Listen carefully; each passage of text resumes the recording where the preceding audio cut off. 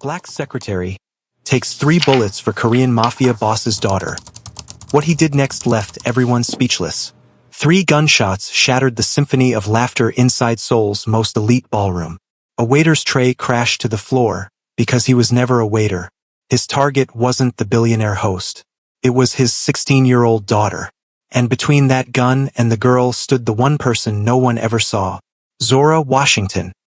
The black secretary everyone ignored, the woman hired to fetch coffee and disappear. She didn't think. She moved. Steel met flesh. Fireworks of pain exploded across her body. 3 bullets, 3 heartbeats. As she threw herself over the child. In a single heartbeat, the room learned that the invisible woman wasn't what she seemed, and the man who ruled half of Seoul's underworld was about to owe her his life. If that moment already grabbed you, hit that like button, tell us where you're watching from, and stay to see what Kang Jae-hoon does when he discovers who Zora Washington really is. The moment Zora Washington stepped into Yunghwa Tower, she knew she was invisible. Not literally, her tall frame and dark skin made her stand out in Seoul's financial district, but in that way that powerful people perfect, looking through someone rather than at them. For 8 months, she'd been merely the black secretary to Kang Jae-hoon, head of the Kang Group. 8 months of yes, sir, and right away, sir, in perfect Korean that surprised everyone the first time, then became expected. 8 months of organizing meetings where deals worth billions were struck, some legal, many not. 8 months of watching, waiting, observing the man responsible for, but I'm getting ahead of myself. You need to understand what it's like to be seen as nothing more than furniture with a pulse. Harvard education, irrelevant. Military background, unmentioned. The fact that Zora spoke 4 languages fluently and could quote Korean poetry that most natives had forgotten? Merely a party trick when Kang needed to impress foreign associates. A well-trained dog performing on command. There's a unique kind of rage that builds when you're simultaneously essential and invisible. When you're the only one who remembers everyone's coffee preferences, security protocols, and family birthdays, yet no one remembers your name. Hey you, or Kang's woman, or most cutting, nothing at all. Just a snap of fingers or a gestured command. In those moments, Zora would feel the anger burning in her gut. A familiar companion that had driven her across the world to this gleaming tower of steel and secrets. But she swallowed it down. Buried it beneath perfectly pressed blouses and impeccable manners. Used it as fuel for the long game she was playing. Because invisibility, she'd learned, was also power. The power to move unnoticed. To access files left carelessly open on desks. To overhear conversations people wouldn't have if they remembered you existed. That Wednesday evening at the Eternal Foundation Charity Gala, Zora stood 3 paces behind Kang Jae-hoon as always, watching the room while her boss charmed potential investors. The elegant ballroom of the Grand Hyatt sparkled with Seoul's elite, business tycoons, politicians, celebrities, all orbiting Kang like planets around a sun. Not just any sun, a star that burned people who came too close without offering something of value. Min Seo, Kang's 16-year-old daughter, looked painfully out of place. Unlike her father, who moved through the crowd with practiced ease, she stood awkwardly by the dessert table, tugging at her designer dress like it was made of thorns. She hadn't wanted to come. Zora had heard her pleading that morning. But Kang insisted. Family image matters, he'd said, even for a man who controlled half of Seoul's underworld. Zora had watched Min Seo grow from a shy 14-year-old to the quiet, bookish 16-year-old who now stood isolated in a room full of people. She'd seen her flinch at her father's rare displays of temper, seen her shoulders slump when Kang canceled their dinner plans for business emergencies, seen her face light up on the rare occasions her father actually noticed her accomplishments. She'd noticed these things because no one else seemed to. Not her private tutors, not the household staff, certainly not Kang himself. Zora noticed the security flaw immediately. 3 of Kang's men by the main entrance. 2 watching the service corridor. None with clear sightlines to Min Seo. A blind spot. She'd mentioned it twice in security briefings, only to be dismissed by Kang's head of security. The black woman should stick to scheduling appointments, he'd sneered. The casual racism and sexism had stung less than the dismissal of a legitimate security concern.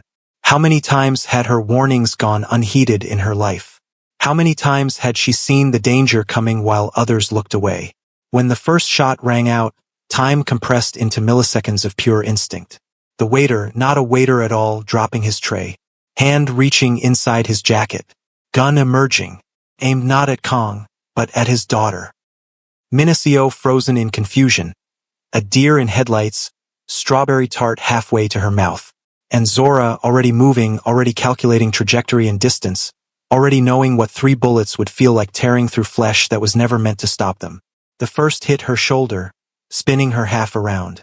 The second punched through her lower back, a supernova of agony that nearly dropped her.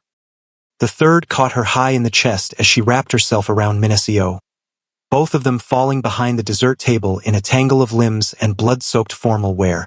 Pain isn't a strong enough word for what comes next.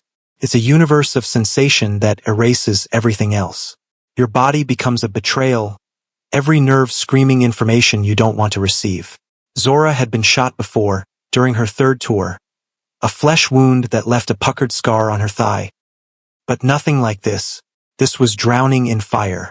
This was every cell in her body simultaneously trying to live and die. Through the fog of it, Zora was aware of Minacio's terrified face above hers. Her hands pressing against Zora's wounds in desperate, futile attempts to hold her life inside her body. Her tears falling onto Zora's face as she screamed for her father. The chaos around them as security finally eliminated the threat. And then Kang Jae-hoon's face, usually a mask of cool calculation, transformed by something Zora had never seen there before. Raw, unfiltered fear. Not for himself, for his daughter. And then, unexpectedly, for the woman bleeding out to save her. "Stay with me," Kang commanded in Korean, as if Zora's fading consciousness would obey like her other orders. "Why would you?" he began, but couldn't finish. Zora tried to speak, to explain that it was just instinct, just training, just being in the right place at the wrong time. But all that came out was blood. She wanted to say so many things in that moment. About the evidence she'd been gathering. About her real reason for taking this job. About her sister. About how, despite everything, she'd grown to care for the quiet, lonely girl now sobbing over her. The last thing she heard before darkness claimed her was Minacio's voice, breaking with emotion. "Father, please don't let her die. Please." She saw the gun when no one else did. She saw what no one else did. The irony wasn't lost on Zora as she slipped away. For once, the invisible woman had been the only one really looking. If those 3 bullets shocked you, hit that like button right now. Tell us where you're watching from in the comments, and subscribe for the jaw-dropping moment that comes next when Kang realizes who Zora really is. Zora Washington should have died on the ballroom floor of the Grand Hyatt Seoul. 3 bullets at close range. Major blood loss. Collapsed lung. The kind of injuries that fill morgues, not recovery rooms. But Kang Jae-hoon hadn't built his empire by accepting probability. While surgeons fought to save his secretary's life, Kang was fighting a different battle with truth. In his private hospital waiting room, he scrolled through the personnel file he should have read 8 months ago. The file his head of human resources had flagged as exceptional before Kang dismissed it with, "Just find me someone efficient who won't ask questions." Now, those unread details burned through his consciousness like acid. Zora Washington, 34. Born in Oakland, California. Bachelor's degree in International Relations from Stanford. Master's from Harvard Kennedy School. Fluent in Korean, Japanese, Mandarin, and Russian. 6 years with U.S. Army Intelligence. Specialized training in close protection and threat assessment. Honorable discharge with multiple commendations for actions under fire. Not the resume of a secretary. The question hammered Kang's temples. Why would a woman with these qualifications take a position so far beneath her? Why work as an assistant to a Korean business magnate with well-known underworld connections? The obvious answer made Kang's blood freeze. Infiltration. Monitoring. Information gathering. Was she FBI? Interpol? A corporate spy for a rival organization? But spies don't take bullets for their target's children. Junho, Kang's head of security and right-hand man for 20 years, entered the waiting room with the surveillance footage Kang had demanded. They watched in silence as the attack replayed on Junho's tablet. "Look at her eyes," Kang said. rewinding to the moment before the first shot. She identified the threat 4 seconds before it materialized. My entire security team missed it. Junho's face tightened. Sir, with respect. Respect. Kang's voice cut like a blade. Your respect nearly cost me my daughter today. Your respect left a blind spot in our security that a first-year cadet would have identified. A blind spot my secretary warned you about twice. The tablet cracked in Kang's grip. My secretary. A woman I've treated like furniture for 8 months. A woman whose name some of you can't even bother to remember. The surgeon entered before Junho could respond. His scrubs spattered with blood. She's stable, Mr. Kong. The next 24 hours will be critical, but if she makes it through the night, her chances are good. She's young, remarkably fit. She will have the best care, Kong said. Not a request. A statement of immutable fact. There's something else, the surgeon added hesitantly. The scars. Your secretary has extensive scarring consistent with previous gunshot wounds and shrapnel. At least 2 separate incidents. This isn't the first time she's been shot. Kong dismissed the surgeon, then turned to Junho. Effective immediately, Zora Washington is no longer my secretary. When she wakes up, she will be my personal advisor on security matters and special projects. Junho's eyes widened.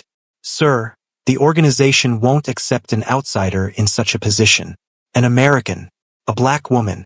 The other families will see it as weakness. Then they fundamentally misunderstand what happened today. Kang's voice was deadly quiet.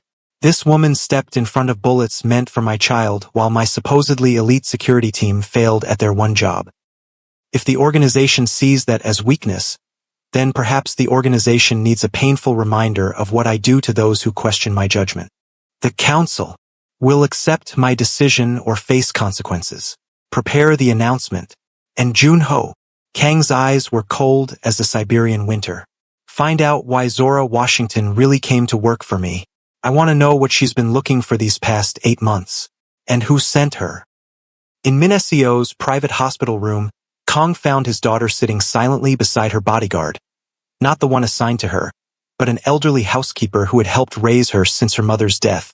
Minasio's designer dress had been replaced with hospital scrubs, but nothing could wash away the haunted look in her eyes. Zora will live, Kong said, and watched as relief transformed his daughter's face. She saved me, Minacio whispered. She didn't even hesitate. I know. You never saw her, Appa. None of you did. She's been invisible to all of you. There was accusation in her voice that Kong had never heard before. But she sees everything. She noticed when my grades improved. She remembered my birthday when you were in Tokyo. She leaves books on my desk, history books about strong women. She thinks no one knows. Kong felt something unfamiliar twist in his chest. Shame. His daughter, his brilliant, observant daughter, had seen what he had not. Had valued what he had dismissed. Had recognized humanity where he had seen only function. Things will be different when she wakes up, Kong promised. Minacio studied her father with eyes too wise for her 16 years. Will they? Or will you just find a different way to use her? The question hit harder than Kong expected. Because using people was what he did. It was how he'd built everything he had. Everyone was a resource to be leveraged.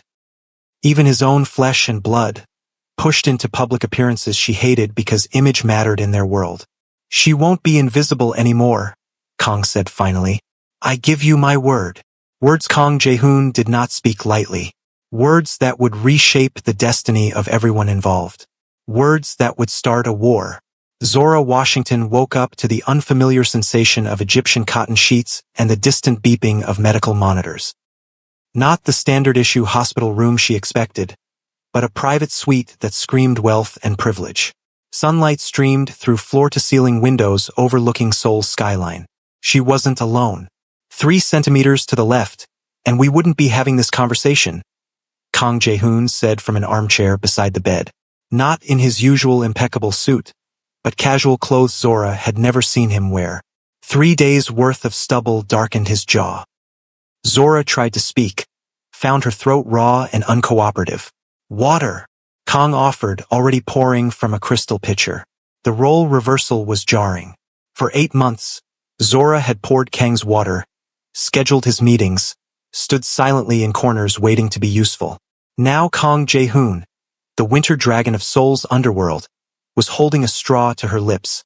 The water was cool relief against the sandpaper of her throat, but the situation felt like some bizarre fever dream.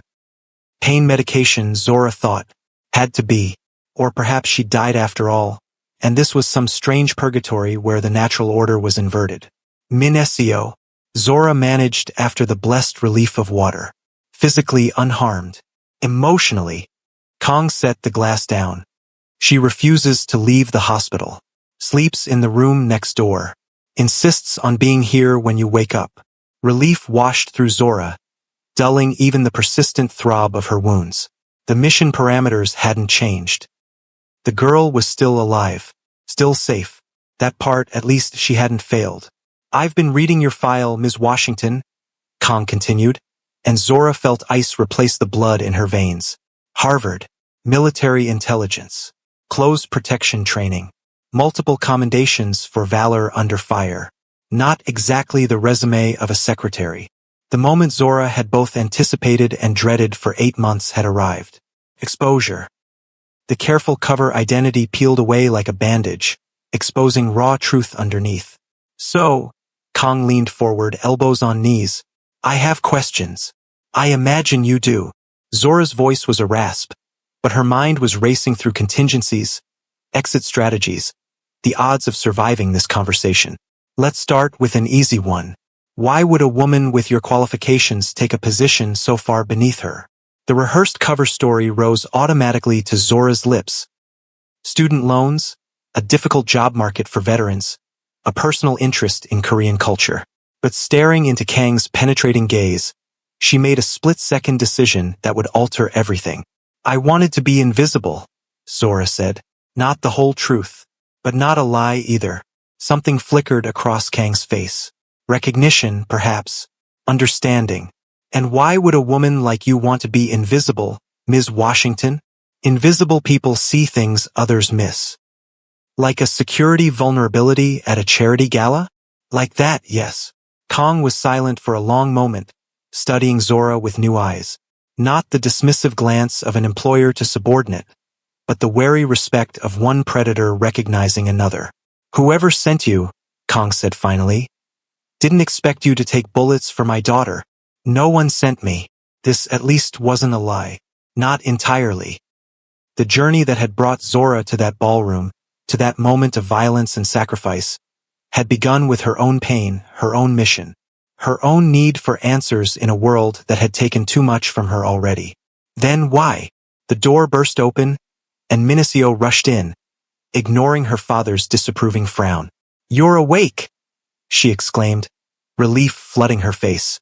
"The nurses told me your vitals changed. I knew you'd wake up today. I just knew it." She looked different from the awkward teenager at the gala. Stronger somehow, more present. Trauma did that sometimes, sharpen people to their essential selves. Stripped away pretense and social niceties, leaving only core truths. Zora had seen it in combat zones, in the eyes of survivors.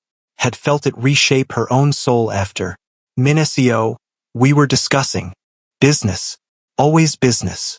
Minesio cut her father off, something Zora had never witnessed before. "She just woke up after saving my life, Appa. Your questions can wait."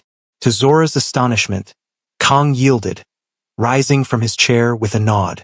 "We'll continue our conversation later, Ms. Washington. In the meantime, my daughter has something to tell you." After Kang left, Minesio took his place, perching on the edge of the chair with nervous energy. "He's making you his personal advisor," she blurted out. "Security consultant and special projects, whatever that means. Everyone's talking about it. The other families are furious. Uncle Junho looks like he swallowed a lemon." Zora's mind reeled.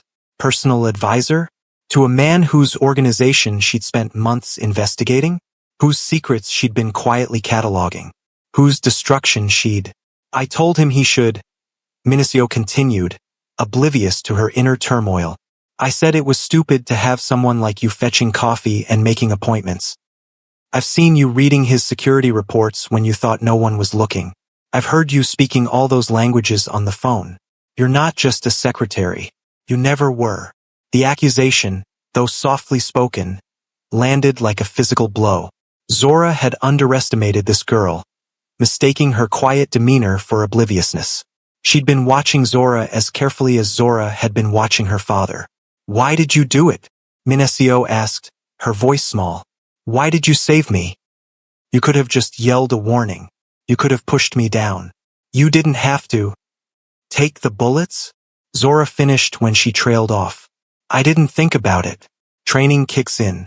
You see the threat, you neutralize it or contain it. There wasn't time for anything else. That's not secretary training." "No," Zora admitted. "It's not." Minacio stared at her, really looking, in that unfiltered way teenagers had before they learned society's polite fictions. "You hate him, don't you?" "My father." The question hit with the force of a fourth bullet. Unexpected. Devastating in its simplicity. "I don't know your father," Zora said carefully. "That's not a denial." Minacio's eyes, so like her father's, saw too much. "You work for him, but you watch him like you're waiting for something. Like you're counting his sins. Everyone has reasons for the choices they make." Zora felt sweat beading on her forehead despite the room's perfect temperature. "Your father is a complicated man." "He's a monster sometimes," Minacio said matter-of-factly. "I know what he does, what our family does. I'm not stupid." "No," Zora agreed. "You're definitely not that. But he loves me, and now he respects you. That's rare, Zora. He doesn't even respect Uncle Junho anymore, and they've been friends since military service." She leaned closer, her voice dropping to a whisper. "Whatever you came here to do, whatever your real reason is, please don't hurt him. He's all I have." The plea, so earnest and vulnerable, carved something open inside Zora's chest that had nothing to do with bullet wounds. This girl, this perceptive, resilient child, had seen through her with ease, had recognized the anger that had driven her halfway across the world, the rage that had sustained her through 8 months of invisibility and disrespect. And still, knowing something of her intent, she'd chosen to ask for mercy rather than expose her. "I took 3 bullets for you, Minacio," Zora said softly. "I think that changes the equation, don't you?" She smiled then, a real smile that transformed her solemn face. "I think it changes everything. Would you risk everything for someone who never truly saw you before? Drop a comment below and tell us what you'd do in Zora's position. Hit subscribe now because the connection between Zora and Eugene is about to take a turn nobody saw coming. Like this video if you're Team Zora. 2 weeks after taking 3 bullets that were never meant for her, Zora Washington attended her first executive meeting as Kang Jae-hoon's personal advisor. The boardroom fell silent as she entered, 11 pairs of eyes tracking her movements with expressions ranging from curiosity to outright hostility. Gone was the nondescript suit of a secretary. Today Zora wore tailored charcoal gray that subtly matched Kang's own attire, a visual cue that wasn't lost on anyone present. The pain in her chest was a constant companion, a physical reminder of how quickly life could change. Each breath was a negotiation with damaged tissue. Each movement required calculation. But Zora had learned long ago that showing weakness in rooms like this was tantamount to suicide. "Gentlemen," Kang said, taking his seat at the head of the table, "I believe you all know Ms. Washington." Scattered nods. A few murmured greetings. One contemptuous snort from Min Chul, head of distribution for the Kang Group's less legitimate enterprises. "As of today, Ms. Washington will be overseeing a comprehensive security review of all our operations. You will provide her with whatever information she requests. Your full cooperation is not optional." The tension in the room thickened to something you could cut with a knife. These men, Kang's inner circle, were accustomed to autonomy within their divisions. They answered to Kang alone, guarded their territories jealously, and shared information only when absolutely necessary. Now they were being asked to open their books to an outsider, an American, a black woman who, until 2 weeks ago, had been bringing them coffee. "With respect, sir," Min Chul began, his tone suggesting respect was the furthest thing from his mind. "Some of our operations are sensitive. Information is compartmentalized for everyone's protection." "Are you suggesting?" Kong replied with dangerous softness. That my judgment is flawed, Minchul? Not at all, sir. But the other families. The other families aren't sitting in this room. Kang's hand came down on the table with controlled violence. The other families didn't allow an assassin to get within 10 feet of my daughter. The other families aren't responsible for the largest security breach in our organization's history. Minchul's face darkened, but he said nothing more. Ms. Washington has my complete confidence, Kong continued, his voice level again. Her unique perspective has already identified vulnerabilities we've overlooked. Anyone who obstructs her work answers directly to me. The message was clear. Zora's position was non-negotiable. Any resistance would be seen as a direct challenge to Kang's authority, a challenge few survived. The rest of the meeting proceeded with strained politeness. Operational updates, financial reports, territory disputes. The familiar rhythm of an organization that straddled the line between corporate empire and criminal syndicate. Zora observed, absorbing details, connecting dots, building on the knowledge she'd accumulated during her months of invisible observation. She was also acutely aware of the empty chair to Kang's left, the seat traditionally reserved for family representatives during business discussions. Min Seo was too young, and Kong had no living siblings or trusted cousins to fill the role. In Korean business culture, especially in organizations with traditional roots, this absence was a visible weakness. A man with no family was vulnerable, replaceable. The doors opened halfway through the financial report, and the room's atmosphere shifted instantly. Eugene Park entered like she owned the building, which technically her family did own at least 30% of through various shell corporations. Slim and elegant in a charcoal suit nearly identical to Zora's, with sharp bangs framing a face that graced fashion magazines despite her family's attempts at privacy. The representative of the Park family, Kang's closest allies and occasional rivals in Seoul's complex underworld, she moved with the casual confidence of someone born into power, raised to wield it without question or apology. No trace of the awkward self-consciousness that plagued Min Seo. No hint of doubt about her right to be in this room of dangerous men. Ms. Park, Kong acknowledged, showing no surprise at her unannounced arrival. We weren't expecting you until next week's joint venture discussion. Plans change, she replied coolly, taking the empty family chair without invitation. My father sends his regrets for the incident at the gala. We've been conducting our own investigation. Her eyes flickered to Zora, assessing, calculating. This must be the hero of the hour. The secretary who became indispensable overnight. We've heard much about you, Ms. Washington. The way she said secretary made it sound like spy. Ms. Park, Zora nodded politely. Your reputation precedes you as well. It did. Eugene Park, 32, heir apparent to the Park Group. MBA from Wharton. Ruthless negotiator. Rumored to have personally handled 3 traitors within her family's organization. Handled being the operative euphemism for something best not discussed in polite company. Beautiful and lethal in equal measure. Her file had been one of the first Zora had memorized after taking the position with Kong. Know your allies, her sister had always said, because they're the ones with the best opportunity to betray you. The thought of Nora sent a familiar pang through her, sharper than the pain of her healing wounds. Does it?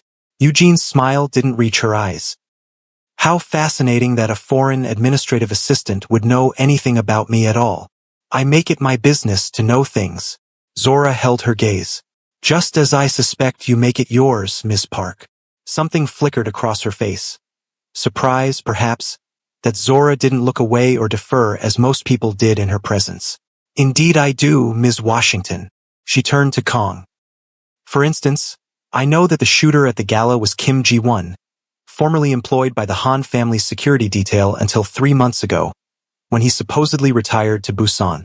Except he never arrived in Busan, did he? Instead, he received 3 payments of 50 million Korean wons each from an offshore account linked to proxy servers in Singapore.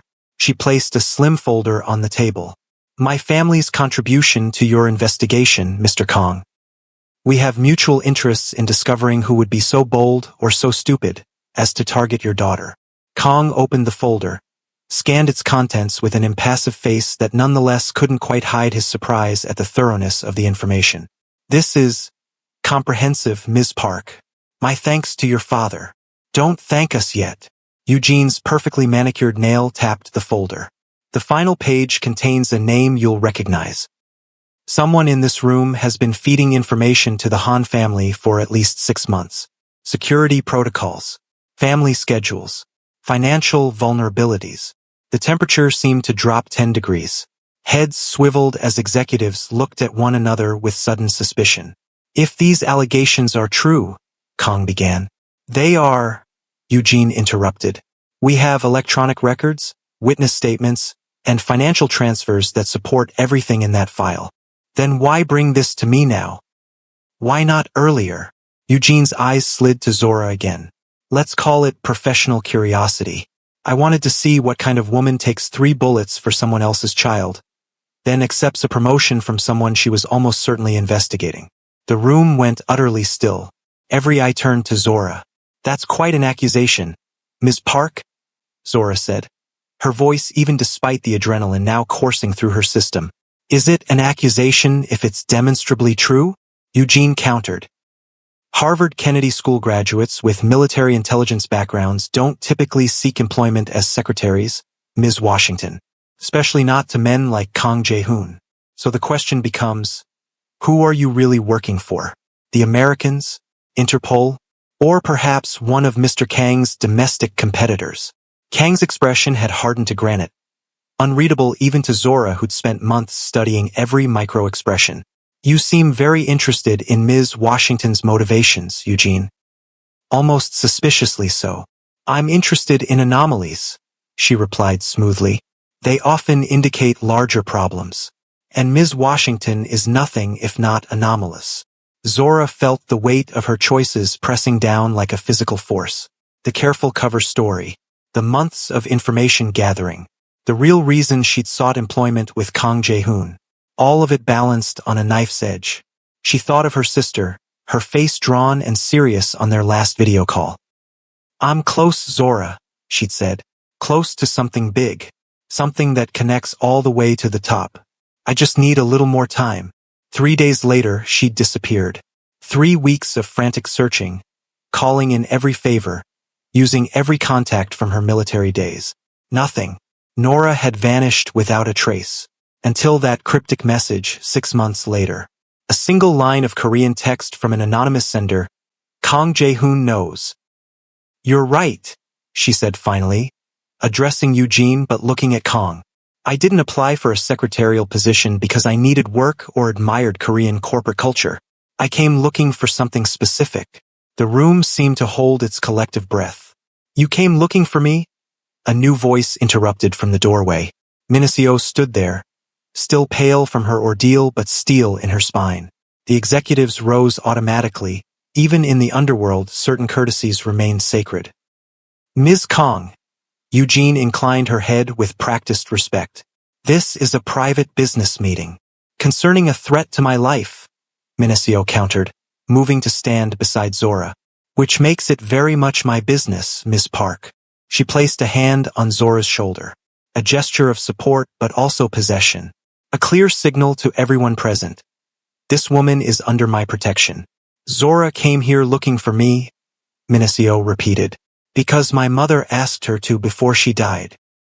The shock that rippled through the room was almost audible.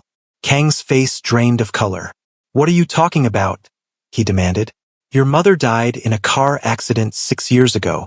Did she? Minacio's voice was steady, though her hand trembled slightly on Zora's shoulder. Or was that just what was easiest for everyone to believe? For the first time since Zora had known him, Kang Jae-hoon looked genuinely shaken. Minacio, this isn't the place. It's exactly the place, Minacio cut him off. In front of your loyal men and our supposed allies, so everyone can hear the truth at once. She took a deep breath. My mother faked her death because someone in the organization was trying to kill her. She's been living in America under an assumed name, protected by people she trusted. People like Zora's sister, who served with the diplomatic security service in Seoul. They became friends. When Mom got sick, Really sick with the cancer that finally killed her last year. She asked Zora to find me, to watch over me from a distance, to make sure I was safe. Zora closed her eyes briefly, the weight of secrets finally lifting. Not the whole truth. Minacio was improvising wildly, creating a cover story on the fly that explained her presence without revealing her actual purpose. Clever girl. Far cleverer than anyone in this room gave her credit for. The pain of her sister's absence hit anew. What would Nora think of this moment? Of the tangled web of half-truths and clever deceptions they were spinning? Would she approve of the direction her investigation had taken? Of the bullets Zora had intercepted for a girl she'd come to care for despite herself? Sophia wasn't trying to escape me, Kong said, his voice hollow. She was trying to escape someone in the organization? Yes. Minacio nodded. Someone she believed was working with the Han family even back then. Someone close to you. This is absurd, Minchul broke in. We're expected to believe this fantasy based on what? The word of a child and a woman who infiltrated our organization under false pretenses. You're questioning my daughter's word? Kang's shock was rapidly transforming to fury. You dare suggest she would lie about her mother? I'm suggesting she's been manipulated. Minchul backpedaled hastily. This foreigner has obviously gained her trust for her own purposes. By taking 3 bullets for her? Zora asked quietly. Interesting manipulation strategy. Nearly fatal, but interesting. The sarcasm slipped out before she could stop it. A glimpse of the real Zora Washington behind the careful facade of the perfect secretary or the polished security advisor. The woman whose anger had simmered for years. Fuel for a mission of truth that had led her to this moment. The file, Eugene interjected, tapping it again. Perhaps we should focus on the evidence at hand. The traitor in your organization, Mr. Kong. The same traitor who may have forced your wife into hiding 6 years ago. Kong opened the folder again, turned to the last page. His expression transformed from grief to murderous rage in the space of a heartbeat. Min Chul, he said, his voice terrifyingly calm. Would you care to explain why your personal account received 100 million Korean wons the day before the attempt on my daughter's life? Min Chul's face went ashen. Sir, I can explain. I sincerely hope so. Kong nodded almost imperceptibly, and 2 security guards materialized behind Min Chul's chair. You'll have plenty of opportunity while my men ask you detailed questions about your relationship with the Han family. Whether you'll have the opportunity to answer those questions with all your extremities intact depends entirely on how truthful I find your initial responses. As Min Chul was escorted out, his protestations already fading to please, Eugene gathered her things with a satisfied air of someone who'd accomplished exactly what they came to do. My father will be pleased to hear you're addressing this breach, Mr. Kong, she said. Our family's alliance depends on mutual trust and security. She paused beside Zora on her way out. I look forward to working more closely with you, Ms. Washington. I have so many questions about your qualifications. The threat beneath the professional veneer wasn't subtle. Neither was the undercurrent of interest in her voice that had nothing to do with business. Zora had seen that look before, the calculating assessment of someone who saw people primarily as assets or liabilities. It was a complication she didn't need. After the meeting dispersed, Zora found herself alone with Kong and Minacio in the suddenly cavernous boardroom. That wasn't the complete truth, Kong said. Not a question but a statement. No, Zora admitted. But it was close enough. My wife, Sophia. Did you really know her? Not personally, no. Kong nodded slowly, absorbing this. But you're here because of her in some way. Because of what happened to her. Zora met his gaze steadily. Yes. Tell me. And so Zora told him. Not everything. Some truths were still too dangerous, too raw, but enough. About Sophia Kim, who'd fled not just her marriage but mortal danger. About evidence she'd gathered implicating high-level members of the Kong organization in human trafficking operations that went far beyond the usual underworld activities. About a USB drive containing names, dates, bank accounts, evidence that had gone missing after her death. Evidence Zora had been searching for during her 8 months as an invisible secretary with access to Kang's private files. She told Kong about Nora's investigation into the same trafficking ring. How she'd made contact with someone claiming to have information about Sophia Kim's evidence. How she disappeared 3 days later. Her apartment cleaned out as if she'd never existed. What she didn't tell Kong was about the nightmares. The ones where she saw Nora's face, heard her screaming for help while Zora stood frozen, unable to reach her. The ones that drove her from sleep night after night in her sterile soul apartment. The ones that fueled the rage and purpose that had sustained her through months of invisibility and disrespect. And yet, Kong said when Zora finished, "You took bullets for my daughter. Why? If you believe I was involved in these activities, if you think I might have been involved in forcing my own wife into hiding, why save Minacio?" "Because she's innocent," Zora said simply. "And because I made a promise. To my dead wife. To myself." Zora looked at Minacio, who'd been silent throughout her explanation, "that I wouldn't become the kind of person who lets children die to settle old scores." Minacio's eyes brimmed with tears. "You still think he knew? That my father was part of it?" "I don't know," Zora admitted. "That's why I came. To find out." Kang's face was a study in controlled anguish. "I loved my wife, Ms. Washington.